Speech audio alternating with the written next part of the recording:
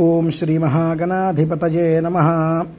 సకల మానవాళి క్షేమాన్ని కోరి అగ్నిలింగానికి అధిష్టానం అయినటువంటి మహాక్షేత్రం అరుణాచలమునందు భౌమాష్టమి మంగళవారముతో కూడినటువంటి అష్టమి రోజు నాడు, మంగళవారము అనగా కుజప్రీతి, శక్తికి చాలా ప్రీతికరమైనటువంటి రోజు.